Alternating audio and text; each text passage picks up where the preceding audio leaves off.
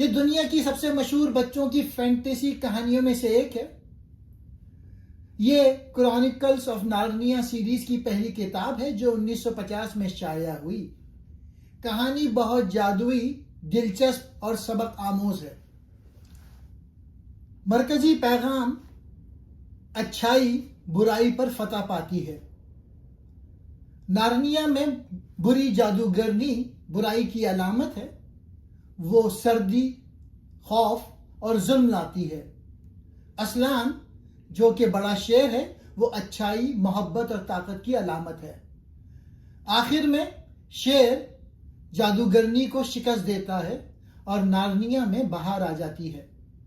پیغام یہ ہے، دنیا میں برائی کتنی بھی طاقتور لگے، اچھائی، محبت اور قربانی سے وہ ہار جاتی ہے۔ قربانی اور معافی کی طاقت۔ ایڈمنڈ جو کہ ایک بچہ ہے، وہ غلطی کرتا ہے، وہ جادوگرنی کی طرف ہو جاتا ہے، وہ جادوئی مٹھائی کھانے کی وجہ سے۔ شیر ایڈمنڈ کی جگہ قربان ہو جاتا ہے تاکہ ایڈمنڈ بچ جائے۔ پھر شیر زندہ ہو کے اٹھتا ہے۔ یہ حضرت عیسیٰ علیہ السلام کی قربانی اور دوبارہ جی اٹھنے کی علامت ہے۔ پیغام یہ ہے، غلطی کرنے والوں کو معاف کرنا اور دوسروں کے لیے قربانی دینا بہت بڑی طاقت ہے۔ معافی سے زندگی بدل سکتی ہے۔ غلطی کرنے والے کو بھی موقع ملتا ہے۔ ایڈمنڈ برا بن جاتا ہے لیکن وہ توبہ کرتا ہے۔ شیر اور بہن بھائی اسے معاف کر دیتے ہیں۔ وہ نارنیا کا بادشاہ بن جاتا ہے۔ پیغام یہ ہے، کوئی بھی غلطی کر سکتا ہے، لیکن اگر دل سے پچھتائے اور اچھائی کی طرف آئے تو معافی اور نئی شروعات ممکن ہے۔ برائی کی دنیا میں زندگی اداس ہو جاتی ہے۔ جادوگرنی نے نارنیا میں ہمیشہ سردی اور کبھی کرسمس نہ آنے کا جادو کیا ہے۔ جب اسلان شیر آتا ہے تو برف پگھلتی ہے، پھول کھلتے ہیں۔ پیغام یہ ہے، جب برائی غالب ہو تو زندگی میں خوشی ختم ہو جاتی ہے۔ اچھائی لانے سے خوشی اور زندگی واپس آتی ہے۔ یہ کتاب بتاتی ہے کہ برائی چاہے کتنی بھی طاقتور لگے، اچھائی اور محبت کی قربانی سے وہ ہار جاتی ہے۔ ایک شیر اسلان نے ایک غلط بچے ایڈمنڈ کی خاطر اپنی جان دی اور زندہ ہو گیا۔ یہ سبق ہے، معافی مانگو، قربانی دو اور اچھائی پر یقین رکھو، خوشی ضرور آئے گی۔ کیا آپ نے کبھی کسی کو معاف کیا جس نے غلطی کی؟ کمنٹس میں بتائیں۔ یہ پیغام بہت خوبصورت ہے، بچوں کو سبق دیتا ہے اور بڑوں کو سوچنے پر مجبور کرتا ہے۔ اب میں اس کہانی کا پلاٹ بتاتا ہوں۔ کہانی کا آغاز۔ دوسری جنگ عظیم کے وقت لندن میں بم گر رہے تھے۔ 4 بہن بھائی، پیٹر سب سے بڑا، سوزن بڑی بہن، ایڈمنڈ درمیانہ لڑکا تھوڑا شرارتی، اور لوسی سب سے چھوٹی اور معصوم لڑکی۔ ان کو لندن سے محفوظ جگہ بھیج دیا جاتا ہے۔ وہ ایک بڑے گھر میں رہنے آتے ہیں جہاں پروفیسر رہتے ہیں۔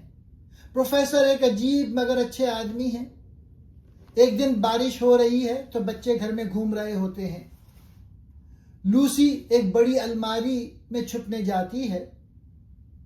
الماری کے اندر سے وہ آگے بڑھتی جاتی ہے اور اچانک خود کو برفیلے جنگل میں پا لیتی ہے۔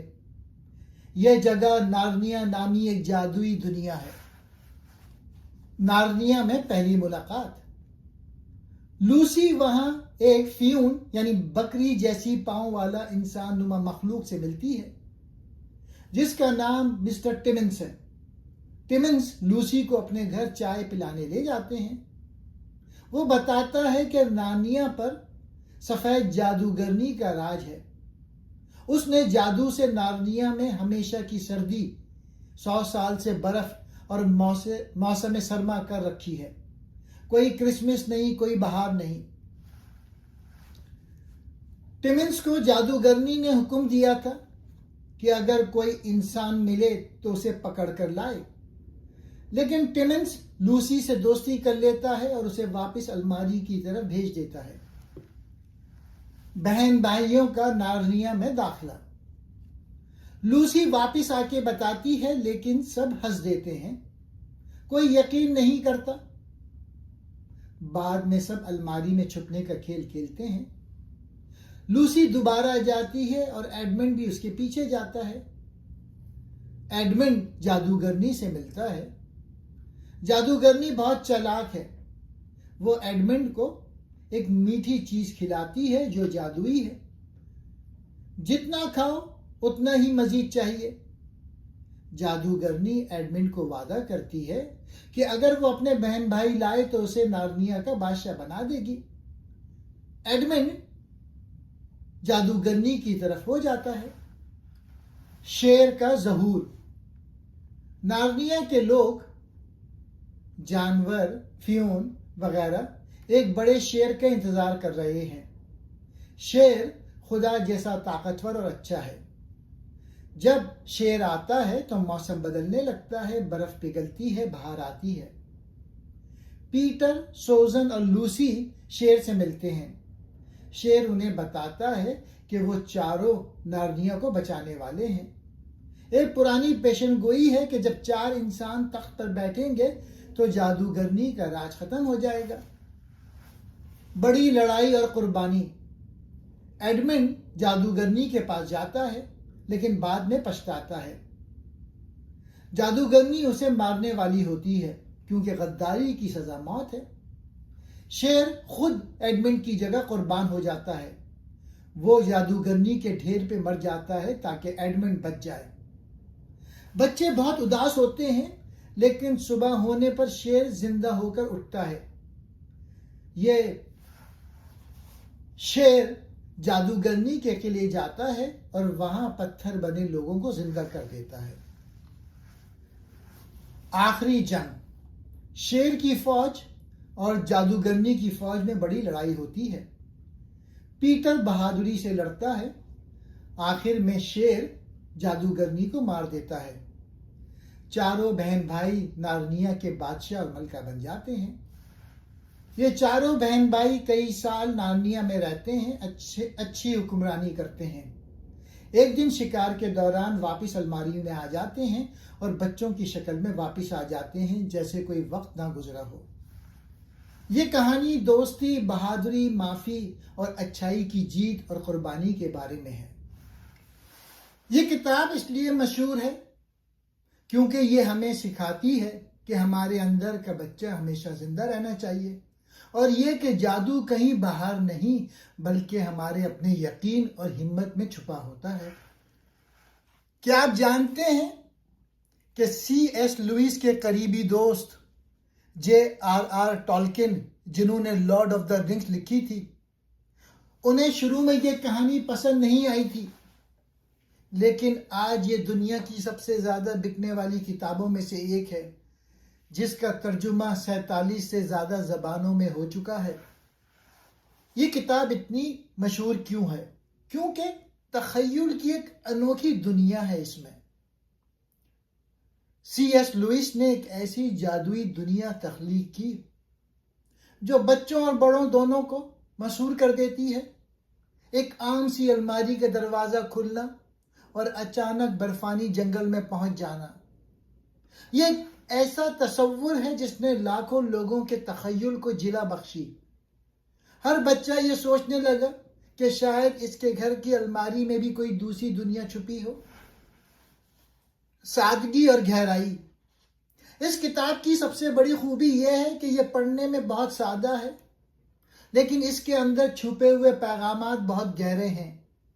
ایک بچہ اسے ایک مہم جوئی کے طور پہ پڑھتا ہے، جبکہ ایک بڑا انسان اسے اچھائی، برائی، سیاست اور مذہب کے استعارے کے طور پہ دیکھتا ہے۔ اسلان شیر کا سحر انگیز کردار۔ اسلان شیر کا کردار ادب کی تاریخ کے سب سے طاقتور کرداروں میں سے ایک ہے۔ وہ صرف ایک جانور نہیں ہے بلکہ وہ رعب، شفقت اور قربانی کی علامت ہے۔ اس کا کردار لوگوں کے دلوں میں گھر کر لیتا ہے کیونکہ وہ امید اور نجات کی نشانی ہے۔ عالمگیر موضوعات۔ یہ کتاب ان موضوعات پر بات کرتی ہے جو ہر دور پر اور ہر ثقافت میں اہم ہیں: وفاداری اور غداری، ایڈمنڈ کی غلطی اور پھر اس کی واپسی، بہادری، عام بچوں کا بادشاہ اور ملکہ بننا، سچائی کی جیت، یہ یقین کہ کتنا ہی لمبا سردی کا موسم کیوں نہ ہو، بہار یعنی اچھائی ضرور آئے گی۔ تو دوستوں، نارنیا کی یہ الماری ہمیں ایک ایسی دنیا میں لے جاتی ہے جہاں ہمیں پتہ چلتا ہے کہ ایک شیر کی قربانی کیسے پوری دنیا کو بہار دے سکتی ہے۔ یہ کہانی ہمیں یاد دلاتی ہے کہ ہمارے اندر بھی ایک بادشاہ یا ملکہ چھپی ہے، بس ہمیں اپنی لالچ کو چھوڑ کر حق کا ساتھ دینے کی ضرورت ہے۔